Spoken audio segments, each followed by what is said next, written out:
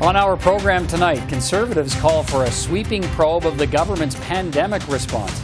But it appears the minority Liberals won't make this another confidence vote, lifting another threat of a snap election.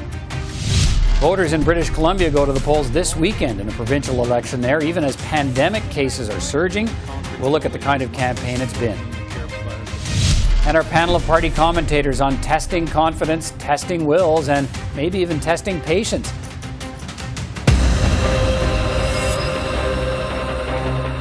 And we'll begin tonight with more buzz today about a possible confidence vote on Monday. Buzz the minority government seemed to set aside earlier this evening, just a day after the Liberals survived a test of confidence in the House with the main backing of the NDP. The Conservatives put forward another motion today, this one to compel the Health Committee to conduct a wide-ranging examination of the government's COVID-19 response, including the production of thousands of documents and memos. The vote on this motion won't happen until Monday, and right now the Prime Minister's office says it will not be a matter of confidence, even though government ministers are warning if the motion is passed, it will paralyze the public service right in the middle of the pandemic response. The motion that we have before Parliament today is nonpartisan. It's getting information that Canadians need so that we can move forward out of this pandemic. What timeline is the minister proposing to produce these documents? Honourable Minister. I've spoken to hundreds, if not thousands, of Canadians since the pandemic was first announced, and in fact when the COVID-19 has arrived on our shores. And in fact, not once has a Canadian asked me to put more resources into freedom of information officers. In fact, what they've asked me for is to ensure that all the resources of Canada are devoted on one thing, Mr. Speaker, and that's the health, safety, and economic prosperity of our country. And Mr. Speaker, we're going to continue to make sure that Canada has the most robust response possible. Thank you. Well, let's bring in three members of Parliament now from the House of Commons, from the Health Committee, to talk about this Conservative motion and whether or not we might be headed towards a fast track to another confidence test on Monday. It seems today like perhaps we're not. We'll talk about that. Darren Fisher is the Parliamentary Secretary to the Minister of Health. John Barlow is a Conservative member of the Health Committee. And Don Davies is the health critic for the NDP. Good to see you all. Mr. Barlow, let me start with you, if I can, since this is a Conservative motion. It calls for the production of thousands of documents from various government departments, emails and memos from the Prime Minister's office and so on, all in just 15 days. What is it you want to find out, and why is it so urgent? Well, I think there's no question for all of us as members of Parliament and our constituents, the COVID pandemic is the number one issue facing Canadians. What we want to know is the answers to, I think, questions that just about every Canadian wants to know. What is the pathway forward for vaccines? Why have we been so slow to access rapid testing? Why was our early warning system dismantled? Why do we not have access to home testing? What is the impact on mental health? A variety of issues. But I think it's important that these documents say how we got to where we are, what decisions were made on developing the pandemic programs, and where do we go from here. All right. There's no question these documents are important. All right. Mr. Fisher, we're hearing from the Prime Minister's office today that this will not be a confidence vote when it comes before the House for a vote on Monday. So I guess where does that leave? Does that mean the government's inclined to push forward with this? And if not, what are some of the concerns you have about this motion? Well, thank you. And first, if I could just say hello to my colleagues. Don, I know quite well, and Mr. Barlow, I don't know very well yet, but I assume we'll get to know each other very well working on the committee. And I do want to say, and I think Don can attest to this, that we have worked in the past as a very good committee, a very collaborative committee. And it's unfortunate that there's a stumbling block in the first two meetings. When we walked into the first meeting, there was, a motion on the floor for Mr. Van Bynen to study mental health as it pertains to COVID-19, which is an epidemic within an epidemic and is something that we see as incredibly important. And we thought that we would sit down as a committee and come up with some ideas of some studies that we would want to do. And it didn't turn out that way. We got handed a 3 or 4 page motion, which covered all of the nuts and bolts from A to Z or right. A to Q. Now, in fairness, there was nobody in the committee that said that we didn't feel we should continue to study COVID-19. That is something that I think, and Don and Mr. Barlow can. But I got to move you along. You know how widespread, how wide-sweeping this motion is. Are you okay with, the health minister saying today, look, you're asking for too much too quick. Is that the only issue here? If you can negotiate a timeline that's a little more generous perhaps than 15 days, are Liberals on side with pushing ahead with this kind of investigation? So when you're speaking about the production of the documents portion of the motion, this is a big omnibus motion. And, when it comes to the production of the documents, it is absolutely going to impact our response to COVID. There's no question. We have public health officials, public servants who are working around the clock. And I know Don doesn't necessarily agree with this point of view. And I know I've heard Mr. Barlow disagree with this as well. But, this is, we're entering the second wave. We need to look forward and look current and not necessarily at this moment look to the past. All right, Mr. Davies, do you accept that the government's reasoning for that? Look, you're asking for way too much. It'll stop the whole COVID response while we go looking for documents. You don't buy it? Well, it depends if you want to talk spin or you want to talk facts. I mean, the facts is just read the motion. The motion is not broad. In fact, the motion that guided the Health Committee for the first 6 months of the year said that we were to study the COVID-19 pandemic and the government's response.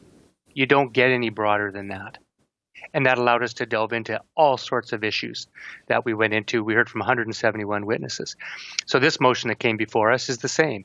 As John just said, it reflects the fact that we think we should be studying COVID-19, which is the number one public health issue in the country. And then it lists a number of issues that say we can look into any area, such as the following. Right. And then it lists a bunch. It doesn't require us to go anywhere. So I categorically reject that this is sweeping or any different than anything else we're doing.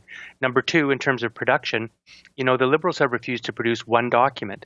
Frankly, I have no idea why they would be reluctant to let the Health Committee look at certain documents. And this is targeted production.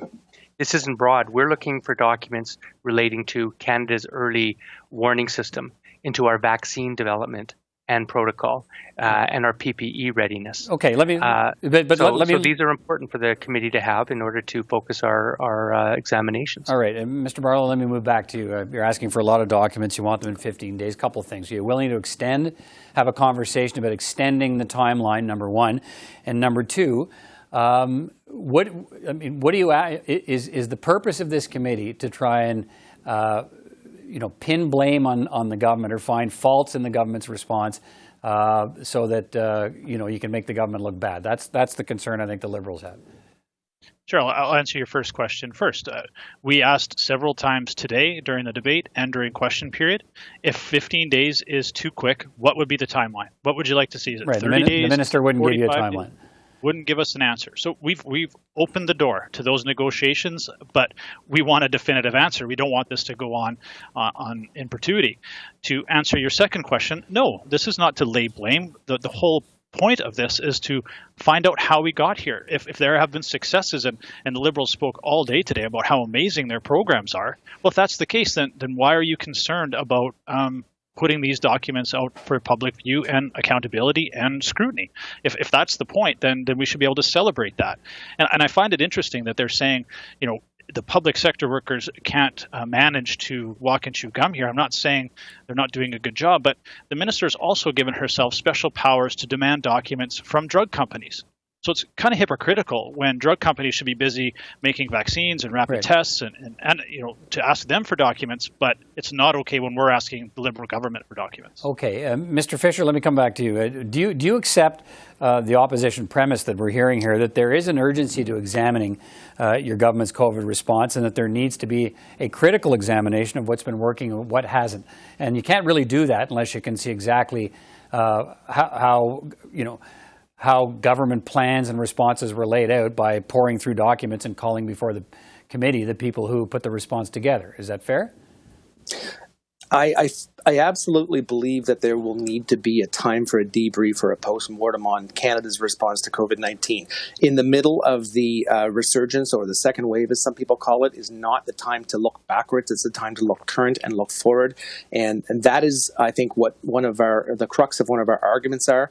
We take these public health, public servants away from their job to sift through you said thousands, it's more like tens of thousands of documents, and put them on that task when their task right now is, and the task of the government at this moment. So let me ask you what happens is to keep Canadians safe. If the government does not make it a test of confidence when we have the vote on Monday, given the Bloc supports it, the NDP supports it, Conservatives support it, it's likely going to pass.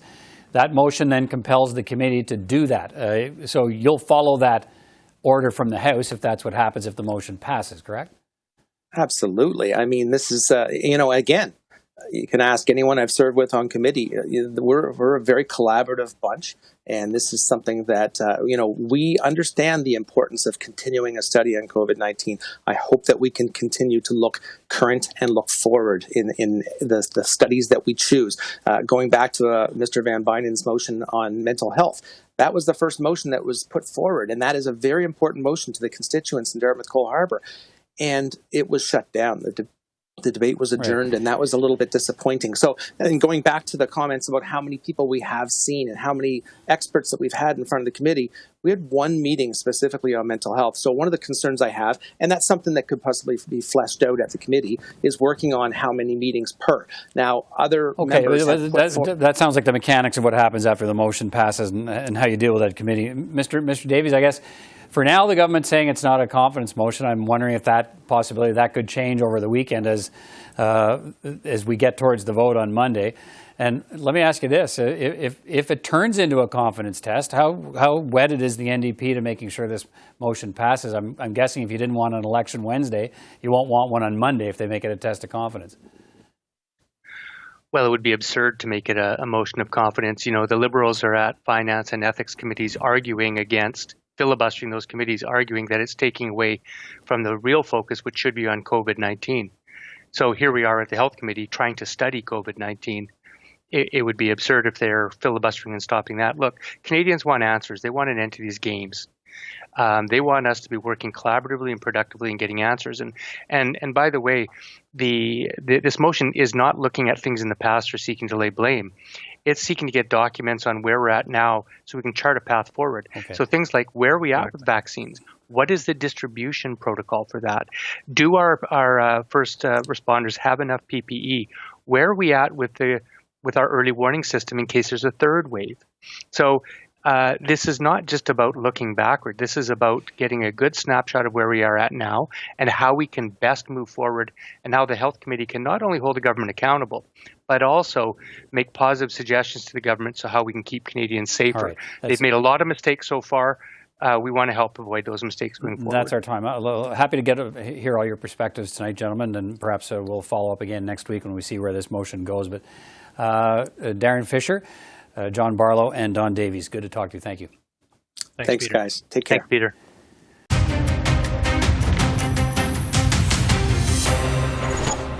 Voters in British Columbia will choose a new government this weekend, and the polls suggest they may return the old government, the NDP, to power. NDP leader and Premier John Horgan called the election a year before the fixed date, hoping to win a majority to replace his minority government.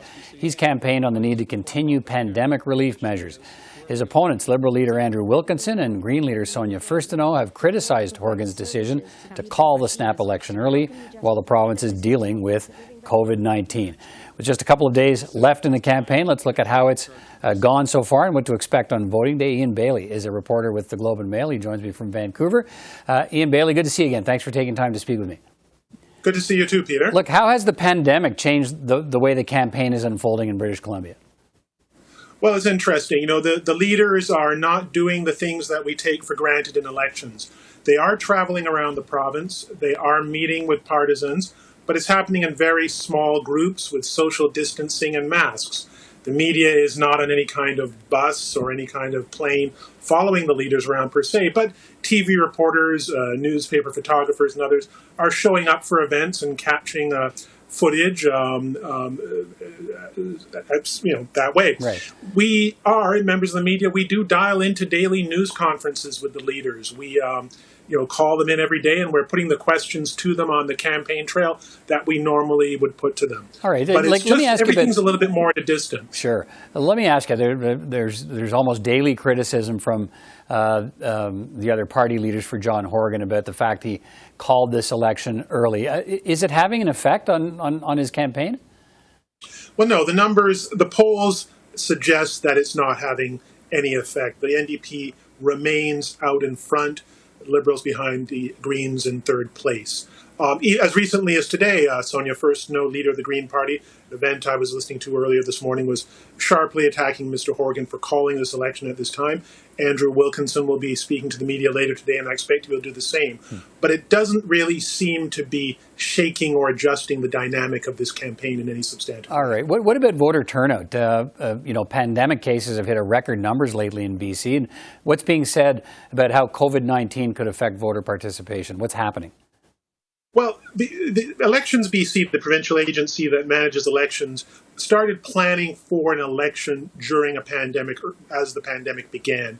And they've put in the resources for a significant amount of mail-in voting. And mail-in voting, which usually gets about 6,500 voters participating, is way up in this campaign. We have numbers today, and I'm just going to look down at some of them. Sure. Elections BC has received 1 million ballots in the mail from voters. These are ballots that voters have sent back in. The highest ever advanced turnout in BC of 681,055 votes cast.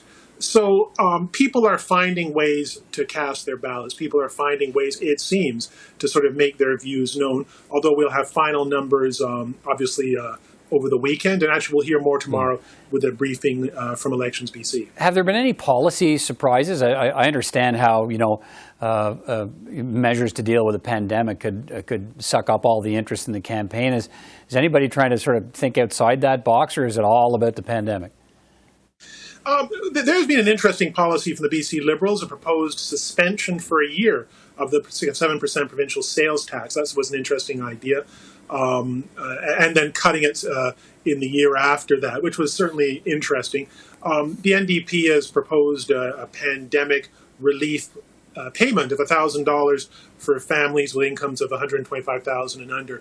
Those two come to mind as some of the more, especially the sales tax cuts, some of the more interesting policies. Regionally, there's been an interesting proposal from the Liberals to hold a referendum on a plan in the city of Surrey, the province's second most populous city, to oust the RCMP and replace them with a new municipal force.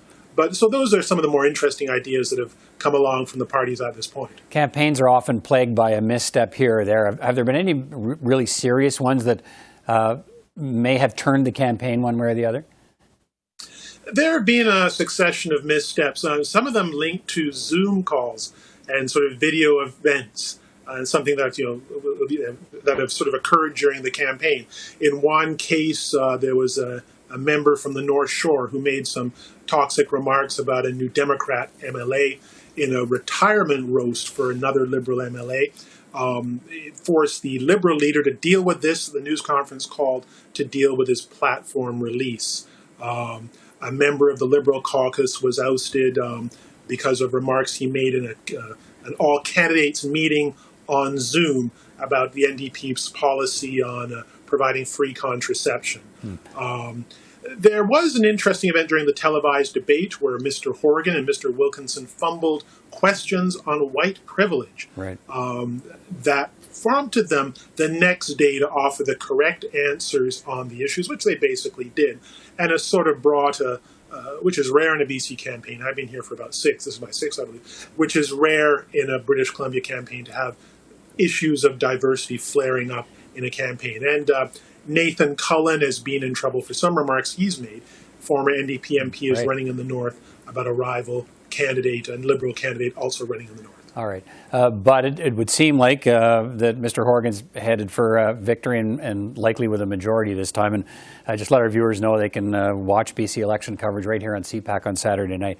Ian Bailey, thanks so much for taking time to speak with me today. Appreciate it. A pleasure.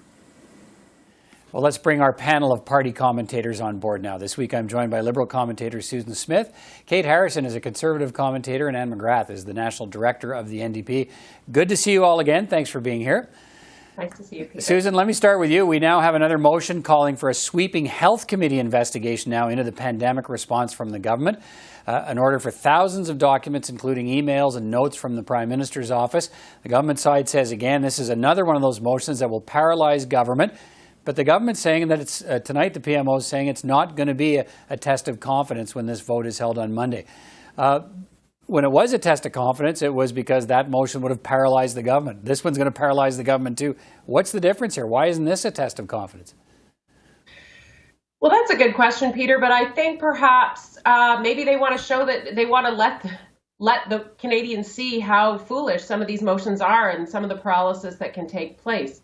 What happened yesterday involved a motion with the word corruption in it, which is actually a criminal activity. And that really, I think, demonstrates if the opposition really thought that that was in fact the case and that was what was going on in government, then that clearly demonstrates a lack of confidence in the government.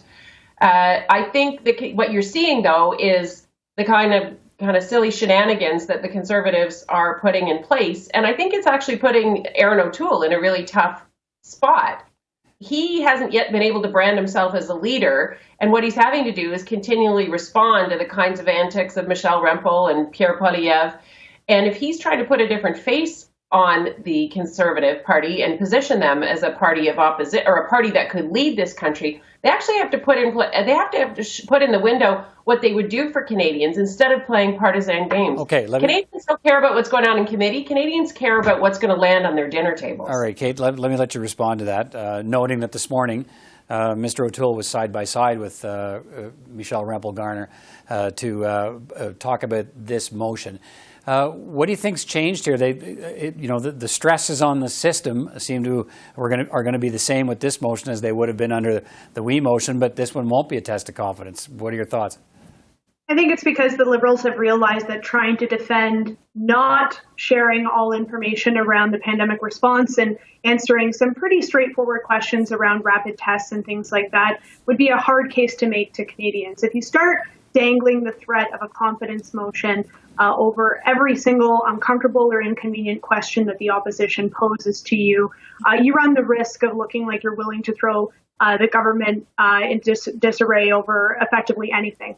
And it would substantiate the narrative that the Liberals want to see an election sooner rather than later if they were going to start dangling that confidence motion at the drop of a hat. So I think that the Liberals have rightly read that trying to make the case to defend that decision on issues related to pandemic preparedness, which a lot of Canadians want to see answers about, would be very difficult for a lot of Canadians to understand. Right. Why would we go to an election without providing that information? And let me turn to you. The one thing this also does, if it's not a test of confidence, is it doesn't put the NDP in a position of having to decide if it didn't want an election on Wednesday, it doesn't want an election on Monday, if it's a confidence test. So what do you think has happened here? Why is this not a vote of confidence? Well, I think that yesterday's kind of shenanigans really, I didn't really look good on either the Liberals or the Conservatives. It was clear, I think, to everybody that the Liberals were itching for an election and they were using this as an excuse to try and get the election that they wanted. I also think that the Conservatives played into their hands by overreaching and going a little bit too far in the motion for the committee. Having the word corruption in there was a problem, and I think that they were overreaching. They were perhaps playing to their base. I don't know what they were doing, but they overreached. I don't think they wanted an election necessarily either, but clearly the Liberals did. And what happened was that Canadians who are, as Susan rightly says, worried about what's going to be on their dinner table, worried about whether or not their jobs are going to be there next month, right, worried about their kids in school. That was a political theater that is not really consistent with the moment. However, I will say, if the Liberals turn every single demand for accountability and scrutiny into a confidence measure, that would be so irresponsible. Right, but if they really they need to be examined. If they're really itching for an election, and the grounds for protesting and making a test of confidence, the last motion was that, look, you're going to tie up the public service when they're busy doing other stuff, and that's not on. And they have a chance. If they really want an election, they have a chance to look to try and trigger one again on Monday. So, Susan, why not push ahead with that? If Liberals really want an election, go for it. Well, I think it goes back to that word that Anne and I both said, and I'm not going to say again because I don't like it, because I don't think it's true. I don't think there is corruption in this government, so I did say it. I think that was the kicker on this one, and the wide-reaching. I mean, the motion, and most ordinary Canadians won't have taken the time to read the motion from yesterday. It was ridiculous. It was absolutely ridiculous. I think the House of Commons has ways and means to do these examinations. There's committees, there's the Ethics Committee, there's the Public Accounts Committee that are chaired by Conservatives. These, as well as all the other committees, if there are, and I think light should be shed on these pandemic spending decisions. There's no question of that, and the Liberals don't have any issue with that. What they do have issue is loaded up committee motions or committee mandates that could be, might as well just say, let us do whatever the heck we want, call whoever we want for no absolute gain other than to promote ourselves as a conservative brand, right? And that's exactly what it was. So I don't think that's productive for anybody, but I do think, and I don't think you're going to continue to see everything being put forward as a confidence motion.